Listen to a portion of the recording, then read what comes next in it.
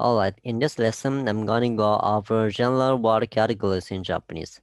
I'm gonna be using the terminology from this website, jisho.org, which I think is one of the best online dictionary resources available for free. So, what are Japanese word categories? Starting from the bigger ones, independent and auxiliary. Independent words are simply actually words that have their own meanings on their own, and auxiliary words are those that don't. It's kind of hard to imagine in English, but probably you can think of like things like ed, ing, able, like suffixes or prefixes in English.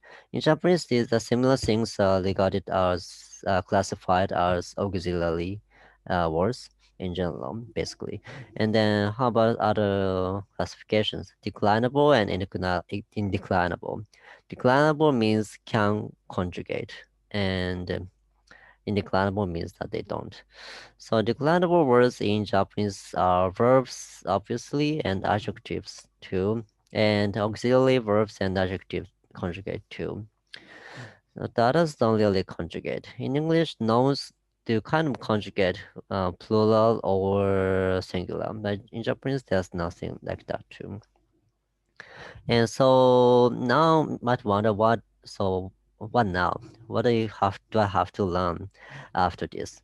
So of course you have to learn, get familiar with how each category functions in general and how you need to become familiar with all these terms, but maybe you know most of the words except for some obscure words like this, and you kind of probably know the basic how they work basically in general. Um, and you also have to memorize frequently used and or irregular words. And regular words tend to be frequently used. I think that's the kind of like general principle in languages. Like imagine the English word be, how it conjugates. It, is, are, was, were, being. So it's so irregular and used all the time. And as for declinable words, you need to learn the conjugations, of course. And as for auxiliary words, auxiliary means that they don't have meanings on their own. They have to be combined with other words to make some sort of meaning. And so you need to learn how that works, how connecting things works.